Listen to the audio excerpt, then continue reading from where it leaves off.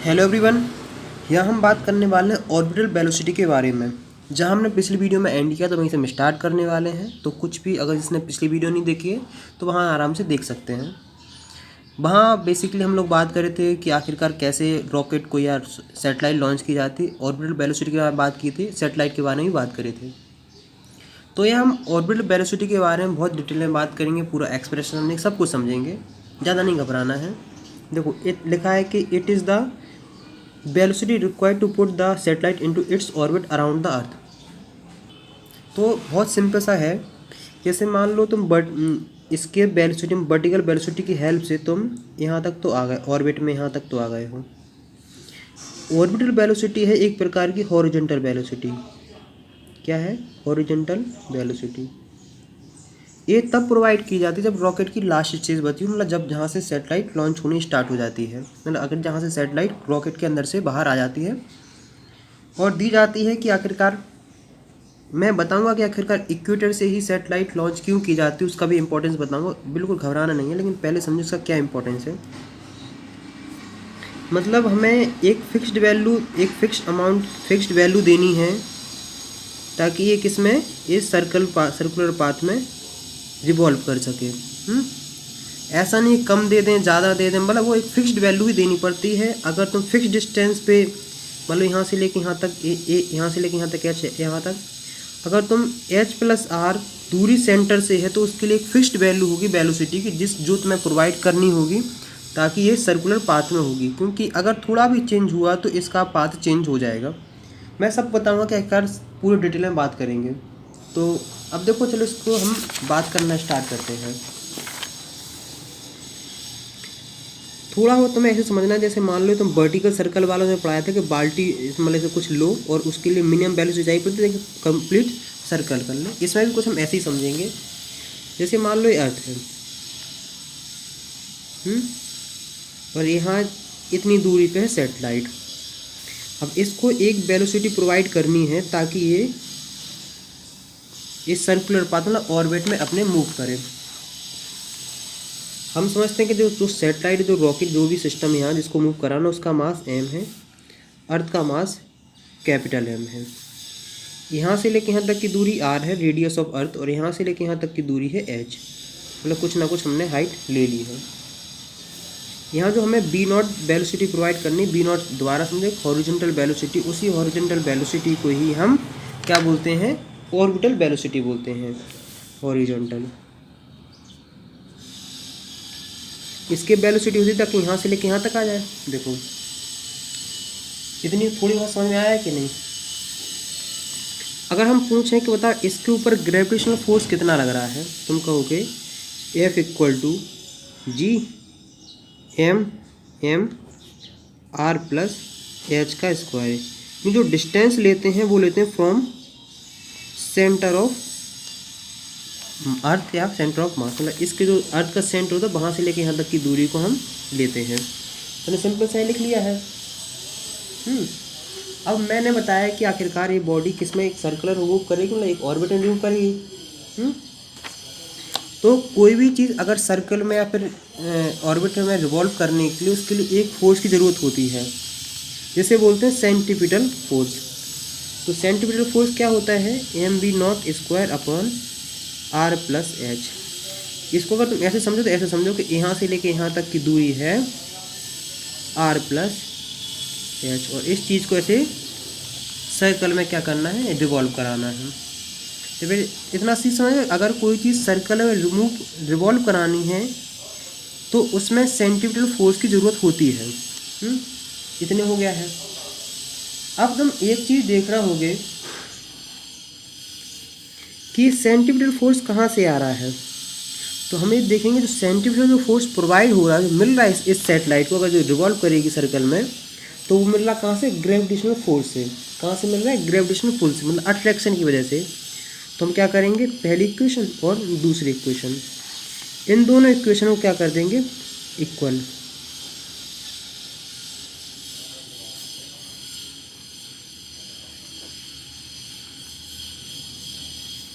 यहाँ है स्क्वायर, इससे एक कैंसिल आउट हो गया है और इससे ये भी कैंसिल आउट हो गया है। तो हमने देखा कि ऑर्बिटल वेलोसिटी कितनी आ गई है, ऑर्बिटल वेलोसिटी बी नॉट की वैल्यू आई है, इसके से सॉल्व करोगे ना, G M R plus H और B not square, B not का अंडर रूट लगाओगे तो लगेगा G M R plus H. तो मुझे उम्मीद है कि यहाँ तक तुम्हें काफ़ी हद तक समझ में आ रहा हो कि आखिरकार ये कैसे क्या रिलेशन है। तो अगर हम चाहते हैं कि हमें इसे और आसान करें, क्योंकि तो हम देखो ये भी फॉर्मूला सही है, कोई गलत नहीं है, लेकिन हम इस क्या करेंगे, इसे और सिंप्लीफाई करेंगे। क्या करेंगे, बहुत सिंप्लीफाई करेंगे। तो हम क्या जानते हैं कि जी के मतलब ये सोच लो कि ए वाला फॉर्मूला हमें जी के टर्म में लाना है।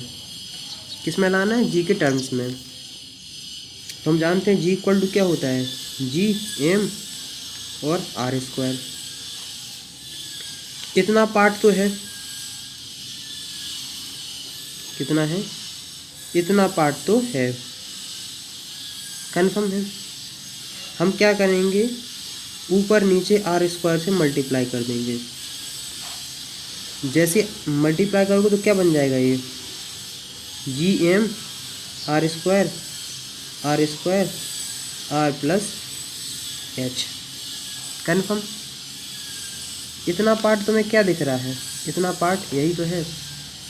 तो बी नॉट इक्वल टू क्या हो गया है, G R square R plus H, confirm. कोई दिक्कत, आर को बाहर निकाल लो तो R under root G R plus H. तो आर की वैल्यू तुम्हारे पास ए रही, आर प्लस एच। तो थोड़ा बहुत समझ में आ गया आखिरकार ये एक्सप्रेशन क्या कहता है और क्या बताता है। अब सारी डिटेल में बात करेंगे कि कैसे क्या क्या इसका रिलेशन है। तो अभी तो हमने बेसिकली इतना निकाल लिया है। अब देखो इतनी सिंपल सी बात आ गई है। अब मैं हर टर्म के बारे में बात करता हूँ। देखो अर्थ का रेडियस आर है, ये तो चेंज हो नहीं सकता है। मतलब अब तुम्हारे पास दो चीज़ दिख रही हैं, जी एंड एच। इन दोनों चीज़ों के बारे में हम लोग बात करते हैं। तो देखो यहाँ समझो कि अर्थ जो शायद सैटेलाइट है, जो भी रॉकेट है, वो इसकी लॉन्चिंग इक्वेटर से ही क्यों की जाती है वो समझते हैं। क्या आखिरकार इक्वेटर से क्यों किया, ये क्या है, एक्सीलरेशन ड्यू टू ग्रेविटी। और हमने एक बात जानते हैं कि acceleration due to gravity rotation पे भी डिपेंड करती है। क्या करती है, रोटेशन पे भी डिपेंड करती है। अगर मैं देखूं कि उसका मैंने पढ़ाया है तो जी लैम्डा इक्वल टू, अगर तुमने थोड़ा बहुत भी याद हो तो चलो इतना भी याद नहीं, कोई बात नहीं, फॉर्मूले बच्चे कन्फ्यूज़ हो जाते हैं। ये सोच लो कि जी की वैल्यू मिनिमम होती कहाँ, इक्वेटर पे, और जी की वैल्यू मैक्सिमम होती है पोल पर। इतना तो याद कर सकते हो कि नहीं। इतनी सिंपल सी बात है। अगर मान लो तुम जनरल इक्वेशन लिखना चाहूँ तो G minus R omega square cos square lambda, ये रही जनरल इक्वेशन। एक चीज़ और मैं तुम्हें बताऊँ, वैसे ज़्यादा डिफरेंस नहीं होता, लेकिन थोड़ा बहुत भी वैल्यू बहुत कुछ मैटर करती है। हम क्या देख रहे हैं कि बी नॉट की वैल्यू डायरेक्टली प्रोपोर्शनल टू किस पे, जी पे है। अगर जी की वैल्यू ज़्यादा होगी तो तुम्हें बी नॉट भी ज़्यादा ही चाहिए पड़ेगा। मतलब वो ऑर्बिटल वेलोसिटी जब तुम रॉकेट क्या नाम है सैटेलाइट लॉन्च कर रहे होगे थर्ड स्टेज पे, तब अगर जी की वैल्यू तुम ज़्यादा लेके चलते हो तो तुम्हें बी नॉट की वैल्यू भी ज़्यादा ही देनी पड़ेगी। अगर जी की वैल्यू कम लेके चलते हो तो बी नॉट की वैल्यू भी तुम्हें कम ही देनी पड़ेगी। तो मुझे उम्मीद है कि इतना तुम्हें समझ में आ गया होगा। चलो अब हम बात करते हैं हाइट के ऊपर। जी के ऊपर हमने बात कर ली है, अब है कि हाइट के ऊपर। सैटेलाइट है, ये अर्थ है, यहाँ सैटेलाइट है, एक H1 पे है, एक H2 पे है। इसको भी ये भी सर्कुलर पाथ में रिमूव करेगी और ये भी सर्कुलर पाथ में रिमूव करेगी। मतलब सैटेलाइट का यही तो काम है कि सर्कुलर पाथ में से रिमूव करा, मतलब रिवॉल्व कराना। कन्फर्म बात, रिवॉल्व करा रहे हैं। तो हम क्या देख रहे हैं कि बी नॉट की वैल्यू, चलो R G R plus H, तुम जैसे जैसे एच की वैल्यू इंक्रीज़ करोगे, जैसे मान लो जैसे जैसे तुम एच की वैल्यू इंक्रीज़ करोगे, तो यहाँ देखते हैं जैसे जैसे तुम एच की वैल्यू इंक्रीज़ करोगे वैसे वैसे आर प्लस एच की वैल्यू भी इंक्रीज़ होती जाएगी। क्यों होती जाएगी आर प्लस एच की वैल्यू? क्योंकि ये तो कांस्टेंट है। जैसे मान लो आर की वैल्यू हमने 10 मान ली है, एच की वैल्यू तुम 1 लोगे तो 11 हो जाएगा, ये 11 हो जाएगा। अगर एच की वैल्यू तुम 2 लोगे तो 12 हो जाएगा। मतलब जैसे जैसे तुम एच की वैल्यू इंक्रीज़ करोगे वैसे वैसे बी नॉट की वैल्यू डिक्रीज़ होती जाएगी। तो इसका मतलब है कि B not is inversely proportional to H. वो अपन बाद में देखेंगे, उससे घबराने वाली बात नहीं है कि जैसे जैसे तुम बी एच की वैल्यू इंक्रीज़ करोगे वैसे वैसे बी नॉट की वैल्यू डिक्रीज़ होती जाएगी। और जैसे जैसे क्या जैसे जैसे तुम एच की वैल्यू डिक्रीज़ करोगे वैसे वैसे तुम्हें बी नॉट की वैल्यू इंक्रीज़ करनी पड़ेगी। तो अगर तुम एच की वैल्यू कम है, क्या है, एच की वैल्यू अगर कम है तो बी नॉट की वैल्यू तुम्हें ज़्यादा देनी पड़ेगी, ज़्यादा हॉरिजॉन्टल मतलब ऑर्बिटल वेलोसिटी प्रोवाइड करनी पड़ेगी लॉन्चिंग टाइम पे। तो इतना बहुत थोड़ा बहुत क्लियर हुआ? कोई दिक्कत, कोई समस्या?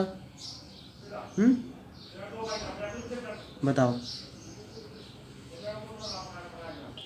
चलो तुम्हें और भी इंटरेस्टिंग बात बताते हैं। तुम एक चीज़ देख रहे हो कि B not equal to R under root G R plus H. तुम्हें कहीं भी यहाँ मास का रिलेशनशिप आ रहा है? यहाँ जो हमने एम था, मास ऑफ सैटेलाइट लिया था, यहाँ कहीं तुम्हें रिलेशनशिप दिख रहा है? नहीं दिख रहा है ना। इसका मतलब ये है कि हॉरिजॉन्टल वेलोसिटी बी नॉट की वैल्यू सैटेलाइट के मास पे डिपेंड ही नहीं करती है। चाहे तुम कितनी भी बड़ी सैटेलाइट जाओ, कितनी भी छोटी ले जाओ सैटेलाइट, उसकी वैल्यू जी और एच पे डिपेंड करती है। तो मुझे उम्मीद है इतना तो समझ में आ गया होगा।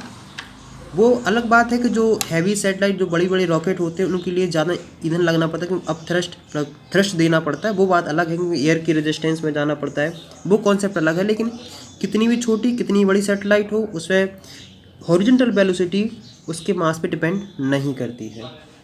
अब देखो, तुम सोच रहे हो कि तुम अर्थ पे खड़े हो, क्या हो, तुम अर्थ पे हो, तुम चाहते हो कि मैं इतनी ज़ोर से फुटबॉल मारूं, मतलब इतनी ज़ोर से फुटबॉल में लात मारूं कि इसके चारों तरफ घूमने लगे। अपन कहते नहीं है कि इतना खींच के तमाचा मारेंगे कि पृथ्वी के चारों तरफ घूम जाओगे। अब देखो तुम्हें कितनी ज़ोर से थप्पड़ मारना है, बताते हैं, मतलब कितनी ज़ोर से फुटबॉल में लात मारनी है। ऑर्बिटल वेलोसिटी मतलब उस चीज़ को ऑर्बिट में रिवॉल्व कराने, गोल गोल घुमाने के लिए जितनी वेलोसिटी प्रोवाइड करनी पड़े उसको कहते हैं हम क्या, ऑर्बिटल वेलोसिटी। अब तुम अर्थ पे हो, यहाँ से लेके यहाँ तक की दूरी है, एच की वैल्यू तुम अगर मान लो कितनी भी हाइट पे रखोगे तो 50 सेंटीमीटर पे ही रख पाओगे, बहुत से 10 सेंटीमीटर हाइट रखोगे तो एच की वैल्यू हम क्या मान के चल रहे हैं, 0। मतलब एच को निगलेक्ट कर दोगे ना तो एच निगलेक्ट हो गया है। तो बी नॉट की वैल्यू कितनी आ गई है, R G R plus H. H की वैल्यू हमने 0 रख दी है तो आई है R under root G upon R. अब देखो क्या है, अब करना स्टार्ट करो। तो बी नॉट को तुम इसको अंदर ले जाओगे तो जाएगा R square G upon R, R से कैंसिल जी आर। तो अब देखो बी नॉट की वैल्यू है अंडर रूट जी आर, तो इसकी वैल्यू निकालना स्टार्ट करो। जी की वैल्यू कितनी होती है तुम सब जो लोग जानते हैं, 9.8 ले रहा है बेसिकली। आर की वैल्यू 6.4 इंटू 10 की पावर 6 मीटर। जब तुम इसको निकाल के आओगे तो बी नॉट की वैल्यू पता कितनी आएगी, 7.92 इंटू 10 की पावर 3 मीटर पर सेकेंड। इसको हम 8 मान के चल रहे हैं, क्योंकि ये हम तब की बात कर रहे हैं जब यहाँ कोई भी रेजिस्टेंस कुछ भी ना हो, एटमॉस्फेयर कुछ भी ना हो। बी नॉट की वैल्यू हम 8 मान के चल रहे हैं, मतलब 8000 मीटर पर सेकेंड। इसका मतलब ये है कि तुम जिसमें थप्पड़ मारोगे या फिर जिसमें बॉल में तुम लात मारोगे तो वो 1 सेकंड में 8000 मीटर कवर करेगा, या ये कह सकते हैं कि 1 सेकंड में 8 किलोमीटर चला जाएगा। 1 सेकंड में 8 किलोमीटर, सोच लो बेटा। इससे तुम खुद अंदाज़ा लगा सकते हो कि ये कितनी स्पीड से मतलब कितनी स्पीड से तुम्हें मानना है कि 1 सेकंड में 8 किलोमीटर जाना चाहिए। तो मुझे उम्मीद है कि तुम्हें समझ में आ गया होगा। और चलो, और भी ढेर सारे दिमाग में क्वेश्चन आते रहते, क्वेश्चन कराऊंगा, टेंशन नहीं। लेकिन पहले से जो फॉर्मूले उन्हीं पे पूरा बात कर लेते हैं। तुमने बी नॉट इक्वल टू क्या पढ़ा है, R G M upon R plus H. इतना तो मैंने बता दिया है कि किस किस से डिपेंड करता है, कि एच हाइट पे डिपेंड करता है। बी नॉट की value directly proportional to mass of planet है। जितना ज़्यादा प्लेनेट का मास होगा उतनी ज़्यादा उसको horizontal velocity, orbital velocity provide करनी पड़ेगी उसको ऑर्बिट में रिवॉल्व कराने के लिए। और बी नॉट की वैल्यू अगर देखना चाहें तो देखो यहाँ ऐसा नहीं था ये, सॉरी ये यहाँ ये इतना कटिस कर दो, ये नहीं है। तो तुम देखने को तुम्हें मिल रहा है कि 1/r पे भी इसकी डिपेंडेंसी है। हम मान के चल रहे हैं कि h की वैल्यू कांस्टेंट है। अब डिपेंडेंसी h पे देख रहे हैं, तो जितनी ज़्यादा r की वैल्यू होगी, जितना ज़्यादा अर्थ का रेडियस होगा, उतनी ज़्यादा तुम्हें बी नॉट की वैल्यू कम देनी पड़ेगी, उतनी कम देनी पड़ेगी। r की वैल्यू कम है तो बी नॉट की वैल्यू ज़्यादा देनी पड़ेगी। कभी कभार ऐसा क्वेश्चन आ जाता है कि बताओ बच्चा, 2 प्लेनेट हैं, इसका मास m है, इसका मास भी m है, इसका रेडियस r है, इसका रेडियस 4r है। तो बताओ हॉरिजॉन्टल वेलोसिटी मतलब ऑर्बिटल वेलोसिटी किसकी ज़्यादा है। तुम्हें यहाँ दिमाग लगाना पड़ेगा, तुम फिर परेशान होते रहोगे। यहाँ सिंपल तुम्हें कुछ नहीं लगाना, तुम्हें इतना लगाना है कि आखिरकार r ज़्यादा है तो बी नॉट की वैल्यू कम है, अगर r की वैल्यू कम है तो बी नॉट की वैल्यू ज़्यादा है। तो मुझे उम्मीद है कि यहाँ थोड़ा बहुत समझ में आ गया होगा। कई बार क्वेश्चन ऐसे घुमा के देते हैं कि 2 प्लेनेट हैं, अब यहाँ से घुमा देंगे कि इसका भी रेडियस r है, इसका भी रेडियस r है, इसका मास m है, इसका मास 4m है। तो बताओ ऑर्बिटल वेलोसिटी किसकी ज़्यादा होगी। मैंने बताया कि बी नॉट की वैल्यू डायरेक्ट प्रोपोर्शनल m पे है। m की वैल्यू ज़्यादा, बी नॉट की वैल्यू ज़्यादा, m की वैल्यू कम, बी नॉट की वैल्यू कम।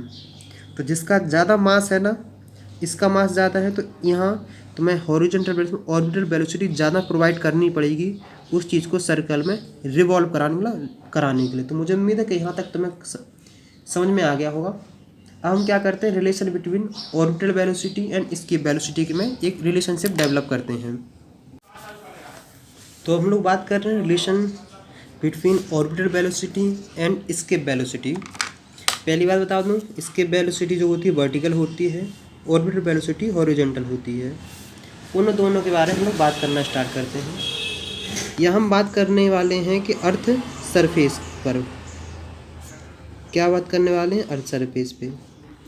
अर्थ सरफेस पे जो एस्केप वेलोसिटी होती है उसकी वैल्यू होती है √2gr, और जो ऑर्बिटल वेलोसिटी होती है बी नॉट, उसकी वैल्यू अभी हाल ही हमने निकाली है, तो उसकी वैल्यू होती है gr।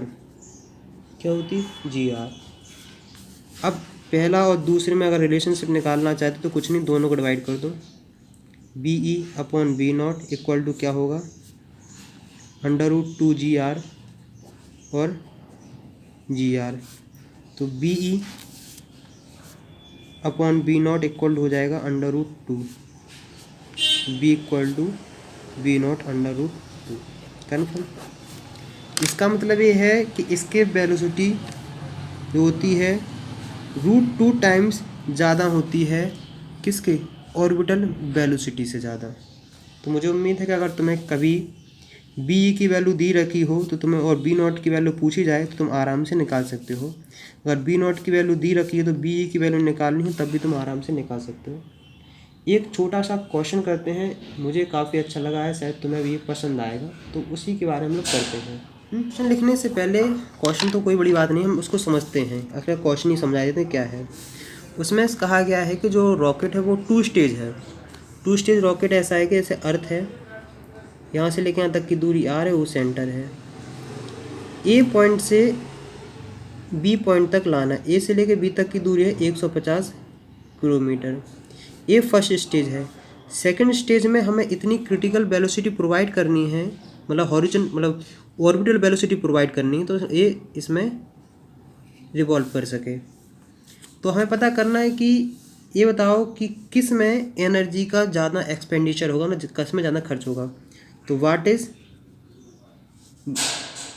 देखो, which stage requires, which stage require, तो मेरा ये रहा statement, which stage require more expenditure of fuel, मतलब कौन सी स्टेज में ज़्यादा होगा, यहाँ से लेके यहाँ तक पहुँचाने में ज़्यादा फ्यूल खर्च होगा या फिर इसको ऑर्बिटल वेलोसिटी प्रोवाइड कराने में ज़्यादा होगा। तो यहाँ से लेके यहाँ तक कोई काम करा गया है, इसको मतलब वर्क किया गया है, तो वर्क करने के लिए कुछ ना कुछ एनर्जी देनी पड़ती है। तो एनर्जी यहाँ कौन से फ्यूल के फॉर्म में आती है, सबसे पहले निकालेंगे। अगर यहाँ से लेके यहाँ तक हमने वर्क निकाला तो एनर्जी के बारे में पता लगा लेंगे। तो W1 यहाँ से लेके यहाँ तक जाने में W1 की वैल्यू, तो तुम W1 की वैल्यू क्या निकालो कि यहाँ पोटेंशियल एनर्जी माइनस यहाँ पोटेंशियल एनर्जी, तो यहाँ पोटेंशियल एनर्जी कितनी होगी, minus G(m)(m) R plus H। यहाँ से लेके यहाँ तक की दूरी H मान लेते हैं, H की वैल्यू 150 है किलोमीटर, कोई बात नहीं, माइनस यहाँ potential energy minus G(m)(m)/R। Solve करोगे ए G(m)(m) कॉमन हो जाएगा, 1/R minus R plus H, G(m)(m) R plus H minus R plus H, cancel, G(m)(m) R plus H into H। Clear हो गया है। इतना रहा वर्क की वैल्यू। ए से लेके बी तक जाने में हमें इतना वर्क करना पड़ेगा। अब सेकंड स्टेज वर्क है, वो हमें ऑर्बिटल वेलोसिटी प्रोवाइड करानी है। ये जो लोग यहाँ आके तुम्हारा स्पेस सूट या रॉकेट रुक गया है, अरे यहाँ तक आ गया है। अब है कि यहाँ से तुम्हें कितना एनर्जी या कितनी वेलोसिटी देनी चाहिए कि इसमें रिवॉल्व करने लगे, तो उसी के बारे में बात करते हैं। तो आखिरकार यहाँ जो W2 होगा वो कौन सा वर्क होगा, वो होगा इसे वेलोसिटी प्रोवाइड कराने के लिए, मतलब वेलोसिटी प्रोवाइड कराने के लिए, मतलब क्रिटिकल वेलोसिटी प्रोवाइड कराने के लिए जो वर्क करना वो है W2। तो बेसिकली यहाँ क्या कराना है, तो काइनेटिक एनर्जी प्रोवाइड करानी है उस रॉकेट को, उस सैटेलाइट को। तो क्या होगा 1/2 mv², और तो कोई एनर्जी जानी नहीं है। ये जो b क्या है, ये है B0। ये B0 क्या है, ऑर्बिटल वेलोसिटी, क्या है orbital velocity 1/2 m। Orbital velocity का अभी थोड़ी देर पहले हमने फॉर्मूला पढ़ रखा था, तो क्या पढ़ रखा था, v का पढ़ा था B0 का √G(m) R प्लस H। तो हमने देखा कि फिर v² का हो जाएगा G(m) R प्लस H। तो हमने देखा कितना आया है, इसका आंसर आएगा 1/2 G(m)(m) R plus H। Confirm, clear, कोई दिक्कत, कोई समस्या।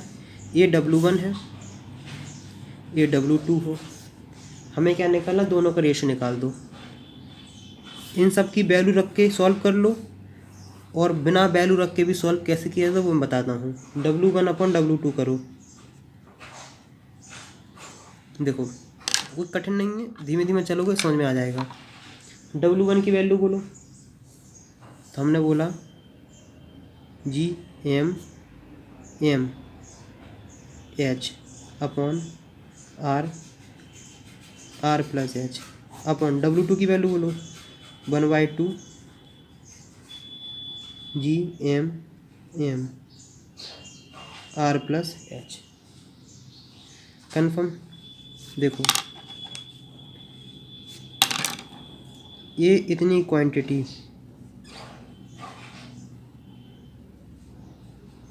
इतनी क्वांटिटी सेम है कि नहीं, तो ये वाला पूरा कैंसिल आउट हो जाएगा। क्या हो जाएगा, कैंसिल आउट हो जाएगा। तो यहाँ बचा H/R 1/2। तो W1/W2 इक्वल टू हो गया है क्या, 2H/R। क्या हो गया है, 2H/R। अब वैल्यू रखो तो अब ज़्यादा आसान है कैलकुलेशन। 2H की वैल्यू कितनी है, 150 किलोमीटर। R की वैल्यू होती है 6400 किलोमीटर। सॉल्व कर लो, ये कितना हो जाएगा, 364 0 3/64। W1/W2 equal to 3/64।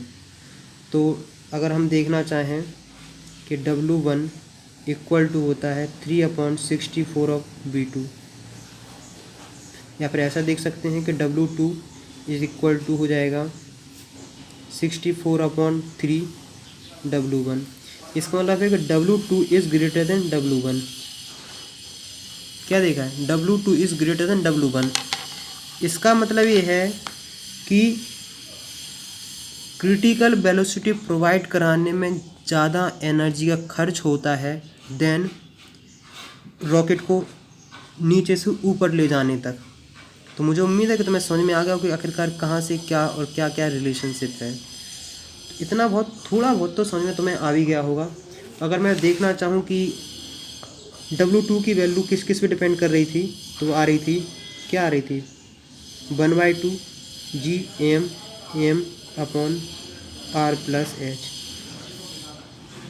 देखो W2 की वैल्यू देखो, Gm तो मतलब अर्थ के अगर कॉमन लेके बात करते हैं तो Gm तो कॉमन रहेगा, इतना कॉमन रहेगा, मतलब डायरेक्टली प्रोपोर्शनल टू मास। मास का कितना सेटेलाइट का कितना मास है, उस पर भी फ्यूल की अमाउंट डिपेंड करती है। और W2 is inversely proportional to H। इस H का मतलब ये है कि अगर अर्थ से ज़्यादा दूर है सेटेलाइट तो उसमें फ्यूल की खर्च कम होगा। अगर सेटेलाइट अर्थ के पास में है ज़्यादा, क्योंकि देखो H की वैल्यू अगर इंक्रीज़ होगी तो वर्क की वैल्यू डिक्रीज़ हो जाएगी, और वर्क की वैल्यू डायरेक्ट प्रोपोर्शनल फ्यूल से होती है। आखिरकार कोई भी सिस्टम वर्क कर रहा है तो उसकी एनर्जी कहाँ से प्रोवाइड हो रही है, तो वही तो फ्यूल से प्रोवाइड हो रही है कि नहीं। और H की वैल्यू कम है तो W की वैल्यू ज़्यादा होगी। तो मुझे उम्मीद है कि इतना तुम्हें समझ में आ गया होगा। इस वीडियो में इतना ही काफ़ी है, इतना ही डाइजेस्ट करो। नेक्स्ट वीडियो में बात करेंगे एंगुलर मोमेंटम के टाइम पीरियड की, बाकी सब बात करेंगे, लेकिन यहाँ तक इतना ही है। मुझे बताओ कि यहाँ तक तुम्हें कैसा लगा और कितना मज़ा आया है। नेक्स्ट वीडियो मिलेंगे, तब तक पढ़ते रहो, बाय बाय।